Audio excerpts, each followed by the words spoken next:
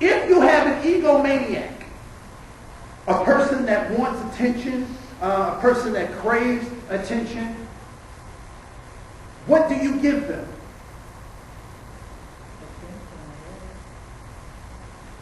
If you don't give them attention, what happens? They're going to try to take it, and you have what is known as, and adults fall into this trap all the time. They have this thing called a power struggle.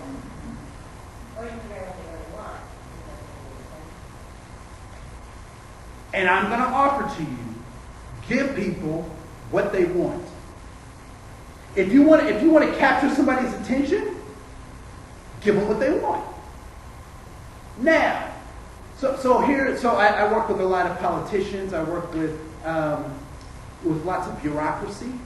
And the last thing, if I want to be heard at the table, the last thing I can tell them is no. Because what they'll say is, I don't want to know how this isn't going to work. I want to know how it is going to work. So guess what I tell them? I tell them how it's going to work. But I also tell them what it's going to cost to make this thing work.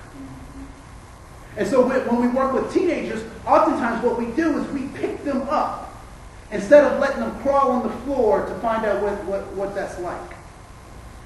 And so what I'm suggesting is you give people what they want. At the same time, you tell them what the cost is for what they want. You give them the information about what that means for them if you get what you want. One of the things that comes to mind for me, and again, I was raised in a certain kind of background, but there's this story that gets told in my religious community about these people called the children of Israel. And one of the things that the children of Israel wanted that other people also had was a king. They wanted a king like everybody else. And that was their phraseology. They said, we want to be just like everybody else. And so one of the prophets came and said, okay, you will get a king, but he will tax you. You can have a king, but he will send your kids off to war. You can have a king, but this, ... So, whose decision was it to make if they should have a king or not? It was their decision, but now they had what? Information. And all too often we try to protect our kids from information or with the lack of information. And I'm saying, let's give it to them. Give the people what they want. One of the things that I learned as a high school teacher is that I would have a disruptive teenage male in my classroom. Guess what I did for him? I made him my assistant. I gave him what he wanted. He wanted attention. I gave him attention. I didn't give him the kind of attention that he wanted, but I gave him the kind of attention that would lead us to a positive direction. So he wrote the notes on the board for me. I handed him the sheet and I said, can you write these on the board for me, son? And he's like, yeah, okay, cool. Right? Because now he's getting what he wants. Now, I didn't say give people what they want the way they want it, but you got to give people what they want. Before you can even have a conversation with someone, you have to engage not only their hearts, but their minds. And the only way to do that is to appeal to them in a way that they can understand and hear. All right? Does that make sense? Okay, so I took that simple statement and really tried to drill down so you understood the ramifications of it. So what is it that we want? And I think this is a critical concept that oftentimes gets confused or mistaken by other things that come up. All right? And so what oftentimes happens is the guerrilla effect occurs. And we'll talk about that in just a minute. But ultimately, what kids want, what people want, is a sense of significance. They want belonging and they want safety. And if they are interacting with us, it is typically because one of these three things is lacking, or their method of trying to achieve one of these things is obtuse, or is out of sequence, or is out of order in terms of actually getting them this. Right? So if we think about alcohol, drug abuse, risky sexual behavior, I would venture to say say that it is one of these three things. When I think about gang members, right? What do gang members want? They want significance. They want someone to understand that they are a contributing member to something, right? They want to be connected with other people who understand where they're coming from and where they think they want to go. And they also want a group that provides them emotional, physical, and mental safety, right? And so it's important to take note that we are all striving for the same things. So the gang member is trying to get this. The Somali young woman or young man is trying to get this. The kid from, Edina is trying to get this. And that acculturation, socialization, and our family values play a role in our development. So how we attain these things, our methods are different, but the goal is always the same. All right? And so once you understand this, it becomes a lot easier to understand what's motivating kids, what's driving kids, and why they have the attitudes that they have. It drove me crazy when I first started teaching, because I taught in Frogtown. I'll move this so you can. You're welcome. So I taught in Frogtown at this little charter school, Skills for Tomorrow. The average class size was about 15 kids. Loved it. But I would have these white kids that would just drive me crazy.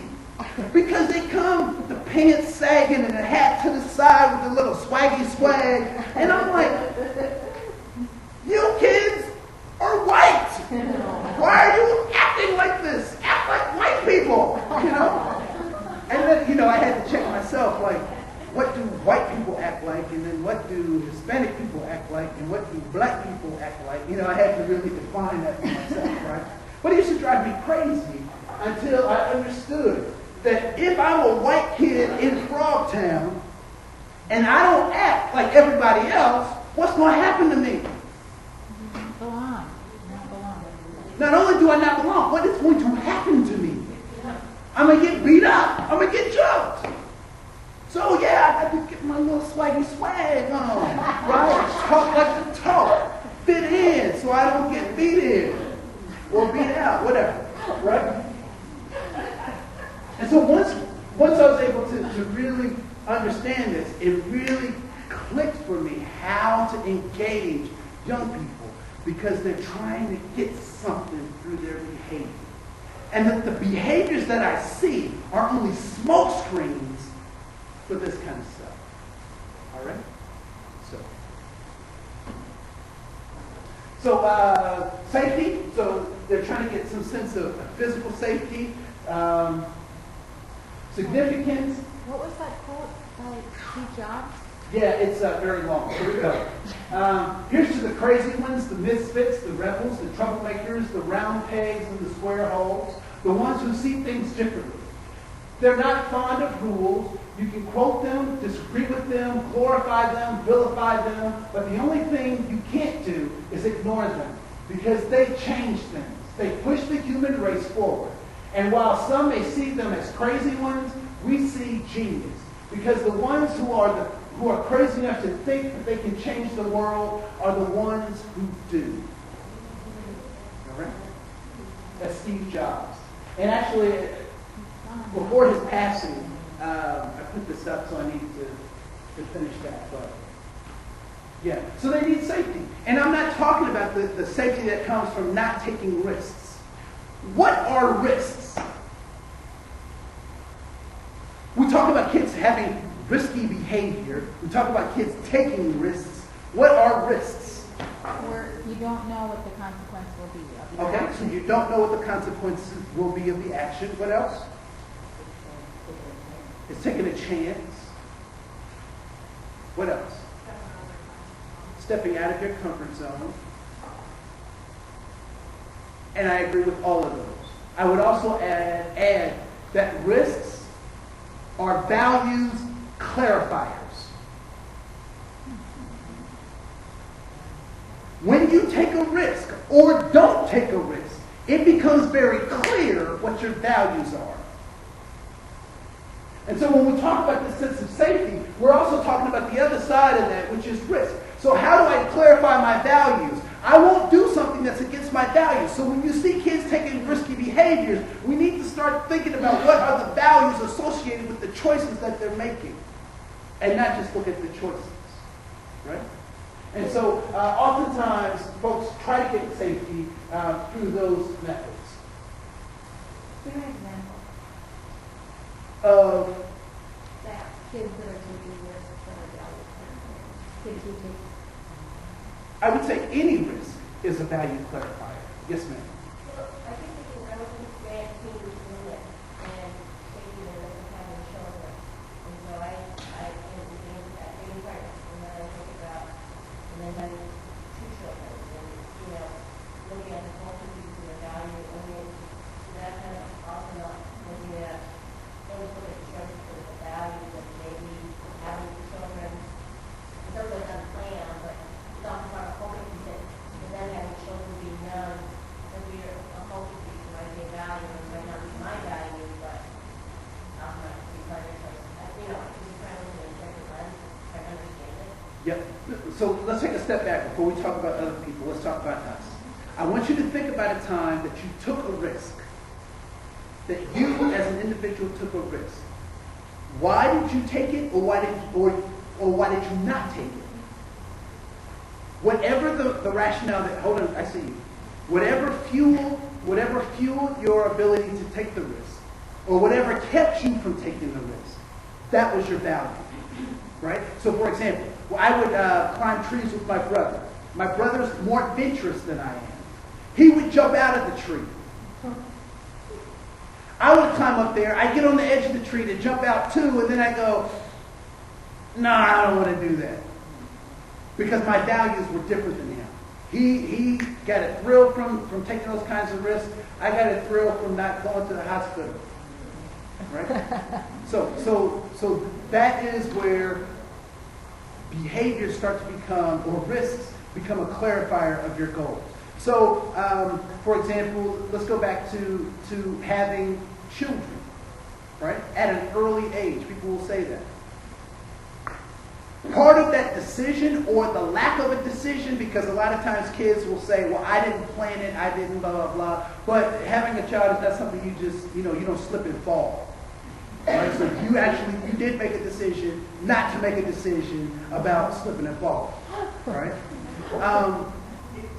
But oftentimes we'll say, you don't have the this, you don't have the that to make this work. It's not viable from my set of values, from the way I operate in the world. Why would you ever do that? What do we say about why people behave the way they do? In one of the first slides. People do what makes sense to whom? To themselves. Even if it doesn't make sense to you and I. Right? And so when we talk about risk being a values clarifier, people take the risk. I'll come back to that. I have a better example that's kind of common. I do want to get your hand while it's there. Yes, ma'am. In student acting with, when you say the word, you have like a negative connotation, but sometimes it can be positive. Definitely. And we were talking a little bit about, and I had a student that there was a deadline to complete college education. He didn't have the resources that he had the job. And he said, I don't want to do it because I don't know how to know what. So he's taking a risk at this point. He said, you know what, I'll go for it. Yes. And that is the process of taking a chance. It's a risk. Yes. And you're very positive. And when he takes that positive risk, what are the values associated with that? The values that are associated with that is